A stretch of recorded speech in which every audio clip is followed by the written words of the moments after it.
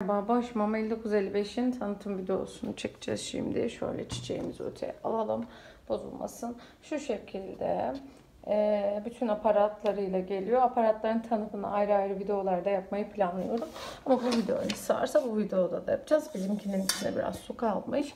Şimdi bakın şu şekilde makinenin öncelikle sesini ve sallanmasını gösterelim. Bakalım.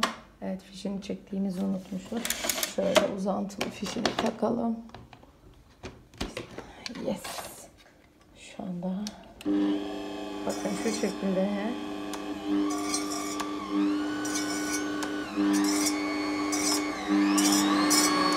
En yüksek ayarda da sesi tam olarak bu kadar. Kendi döngüsüne ulaştığında duruyor. Şuradan basarak, basmazsanız açamazsınız, açmanız gerekiyor. Aparatımızı şöyle çıkardık, kenara aldık. Aynı zamanda şöyle bir sıyırıcısı ve çırpıcısı da var. Bu hamur yoğurmak için geçerli. Ben çiğ köfte yaptım. Çok lezzetli ve çok güzel oldu. Kıvamı harikaydı. Sadece bir tık fazla tutmuştuk. Bir tık fazla yoğurmuştuk. O yüzden bir tık daha az yoğurabilirsiniz. Sanırım yarım saat bunun için yeterli olacaktır. Tek elle evet çıkarması biraz yorucu olabiliyor. İki elle yapmak daha mantıklı. Şimdi bakın şuraya basıyoruz. Şu bölüme basıyoruz. Eğiyoruz. Bir daha basıyoruz ve tam büküyoruz. Şu siyah kapak özellikle en önemli nokta bu. Bizim en çok zorlandığımız şeylerden biri buydu. Eğdiğimiz zaman eğer bu siyah kapağı geri yerine takmazsanız işiniz bittiğinde makine çalışmıyor. Bir de şununla ilgili çok sorun yaşadık biz. Rendeleme aparatı ile ilgili. Bunun da şurada iki tane noktası var. Bakın bir altta bir üstte. Eğer tık diye oturtmazsanız hiçbir şekilde şu üst kısma oturmuyor. Şöyle bir shaker'ımız var. Shaker'ın içi şu şekilde koruma kapağıyla geliyor ve bunu çıkarmanız lazım öğütme yapmanız için ve vakumlu. En çok hoşuma giden özelliklerinden biri de buydu. Herhangi bir sızdırma, dökme, saçma yapmıyor. Ben içinde şöyle kahve denedim ve bu cam çok güzel. Detoks suları, kereviz sapları suları vesaire için şöyle bir kabımız var. Bunda şu üst kapağı çıkıyor.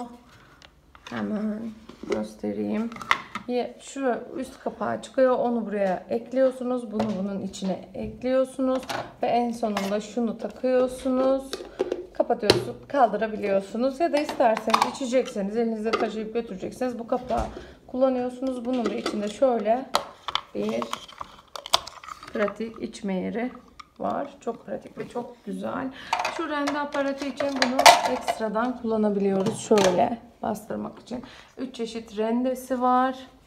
Rendeler için ve diğer aparatlar için çok güzel bir çantası var. Şöyle bir koruma kapağı var. Şöyle bir kıyma aparatı var. Kıyma aparatının diğer detayları da tam olarak burada.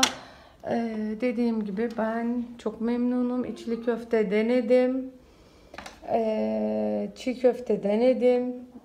Kaşar ve sucuk doğradım. Salata yaptım. Bolca havuç ve karalahana denedim. Çok beğendim. Çok güzel. Kesinlikle şiddetle tavsiye ediyorum. Boş mam alırken bir sürü hamur yoğurma makinesini araştırmıştım. Biliyorsunuz kitchen aletler çok pahalı. Diğer ürünler çok fazla fiyatlı. Bu yüzden bu benim için daha uygun olmuştu. Kıyma aparatını takacağımız yerde tam olarak işte burası. Dediğim gibi eğer aparatlar tam oturmazsa, düzgün bir şekilde sağlam bir zemine oturtmazsanız hiçbir şekilde çalışmıyor. Biz özellikle o ilk başta açtığımızda tam olarak oturtamamıştık. Çünkü şu doğrama kısmını tam oturtmamışız. O hem üst kapak hem iç kapak oturmalıymış. Ama düzgün bir şekilde oturtursanız gayet güzel çalışıyor. Püf noktası bunun bu. Ayrıca merak ettiğiniz bir şey varsa bana yazabilirsiniz. İyi akşamlar.